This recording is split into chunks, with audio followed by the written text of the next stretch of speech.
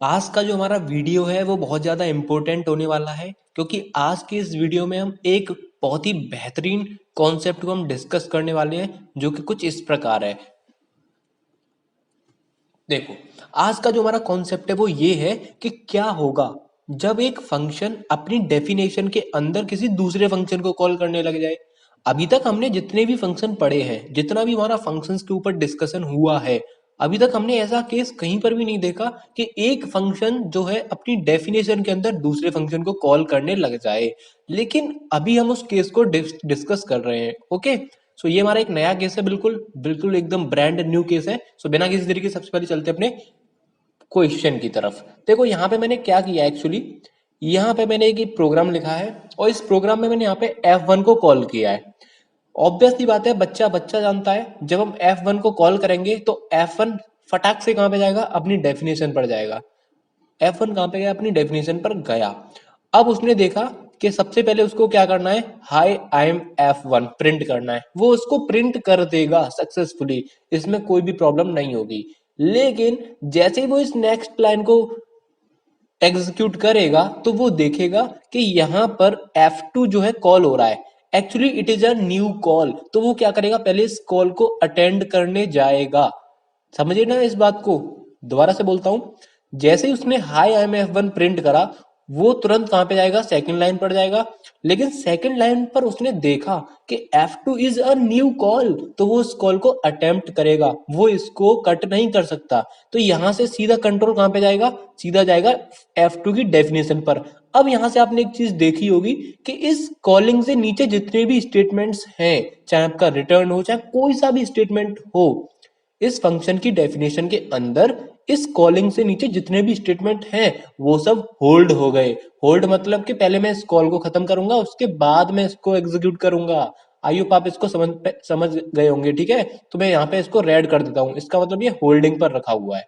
अभी आप समझना, ये मैंने रिटर्न वाई स्ट्रिक 4 को रेड किया, मतलब ये होल्ड है। ओके, सो अब वो जो है इंटरप्रेटर अपनी F2 की डेफिनेशन पर पहुंचा। सबसे पहली जो लाइन एक्चुअली वो क्या है, हाई आई एम F2, वो इसको सक्सेसफुली प्रिंट कर देगा, कोई भी प्रॉब्लम नहीं होगी। लेकिन जैसे ही वो नेक्स्ट वाली लाइन पर आएगा तो वो देखेगा, अरे यार एक और नई कॉल, मुझे तो ये अटेम्प्ट करनी पड़ेगी। और जब वो इसको अटेम्प्ट करने जाएगा तो ये सारी स्टेटमेंट कहाँ पे चले जाएंगी, होल्डिंग पर। तो इसको भी मैं होल्ड कर देता हूँ। ओके, तो यहां से सीधा कंट्रोल कहां पे जाएगा, डेफ F3 पर, मतलब कि जो डेफिनेशन है F3 की।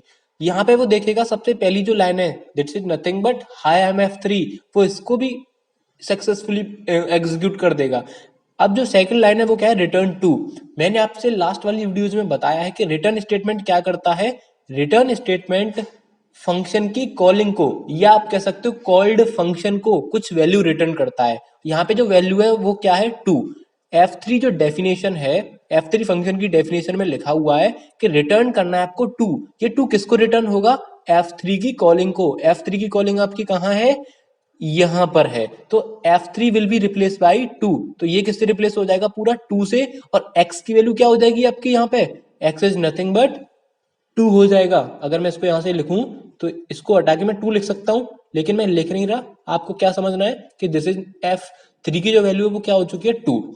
अब जो होल्डिंग पर रखा हुआ था वो भी एग्जीक्यूट हो जाएगा, दैट इज x की वैल्यू टू हो चुकी है, तो two into three, that is nothing but six. तो ये एग्जीक्यूट हो गई। इसको अगेन मैं क्या कर देता हूँ, ब्लैक कर देता हूँ। तो यहां से जो सिक्स वैल्यू है ये रिटर्न हो रहा है, सिक्स रिटर्न हो रहा है। लेकिन ये सिक्स किसको रिटर्न होगा, F2 की कॉलिंग को। F2 की कॉलिंग कहां पर हुई है, यहाँ पे। तो सिक्स जो है यहाँ पे रिटर्न हो जाएगा, तो F2 will be replace by six. So y की वैल्यू कितनी हो जाएगी, सिक्स। अब जो होल्ड स्टेटमेंट थी यहाँ पे वो भी क्या हो जाएगी, एग्जीक्यूट हो जाएगी। तो ये एग्जीक्यूट होगी, तो इसको ब्लैक कर देता हूं मैं अगेन। तो six into four, that is nothing but 24। अब 24 किसको रिटर्न होगा, F1 की कॉलिंग को। F1 की कॉलिंग कहां पर है, यहां पर। तो A इक्वल टू कितना हो जाएगा, 24, और यहाँ पे 24 प्रिंट हो जाएगा। आई होप आपको ये समझ में आया होगा। एक बार इसको पीपीटी की हेल्प से और समझ लेते हैं ताकि आपको बेटर अंडरस्टैंडिंग हो जाए। तो यहाँ पे मैं इसको स्लाइड शो करने वाला हूँ। यहाँ पे मेरे को जाना पड़ेगा यहाँ से, एंड देन यहाँ पे फ्रॉम करंट स्लाइड। सबसे पहले क्या हुआ, बस एक बार आपको पेशेंस रखना है और एक बार इस पिक्चोरियल रिप्रेजेंटेशन को भी आपको देखना है, बिल्कुल पेशेंस के साथ। डेफिनेटली आपको समझ में आएगा। वैसे तो आपको यहाँ से समझ में आ गया होगा, लेकिन अगर नहीं भी समझ में आया तो अब आपको एकदम श्योर गारंटी है कि आपको यहाँ पे समझ में आ जाएगा।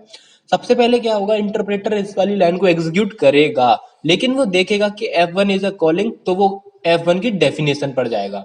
F1 की डेफिनेशन में सबसे जो पहली लाइन है वो क्या थी, हाई आई एम F1, तो वो इसको प्रिंट कर देगा, कोई दिक्कत नहीं आएगी।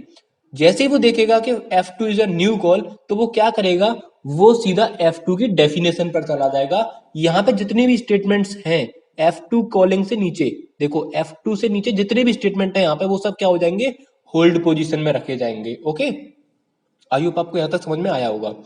अब जब इंटरप्रेटर F2 की डेफिनेशन पर पहुंचा, तो F2 की डेफिनेशन में सबसे पहली जो लाइन है वो क्या है, हाई एम F2, इसको वो प्रिंट कर देगा।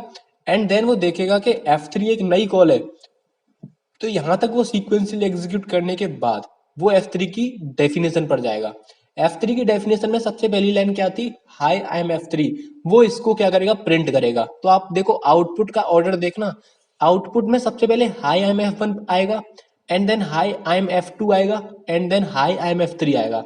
ओके, अब उसके बाद क्या करेगा, इसके बाद जो नई लाइन है, इसके जस्ट जो बिलो लाइन थी, दैट इज रिटर्न टू, वो एग्जीक्यूट होगी। और आपको पता है टू जो है वो F3 की कॉलिंग को रिटर्न होगा, और F3 की कॉलिंग क्या है आपकी, यहां पर है। इसका मतलब क्या होगा, टू जो है वो इसको रिटर्न हो जाएगा कहां पर, F3। So x will be equal to 2।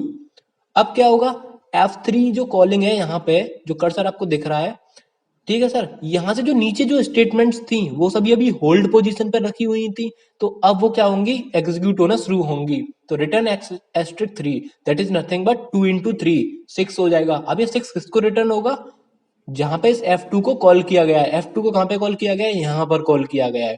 Okay, तो यहां से जो 6 है वो किस इस तरह से रिटर्न होगा आपका, सो y इक्वल टू 6। अब क्या होगा, जो यहाँ पे जो होल्ड स्टेटमेंट थी वो भी एग्जीक्यूट हो जाएंगी, तो कुछ इस तरह से रिटर्न y एस्ट्रिक 4, तो कितना हो जाएगा, 6 इंटू 4, नथिंग बट 24।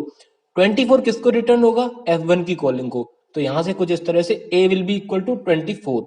अब जरा इसको हम देखते हैं अपने VS कोड में रन करा के, क्या वाकई में ये आउटपुट आ रहा है। तो देखो मैंने यहाँ पे पूरा का पूरा प्रोग्राम लिख के रखा है पहले से ही, बस मुझे इसको क्या करना है, रन करना है और देखना है कि हमारा आउटपुट बिल्कुल सही आ रहा है या नहीं।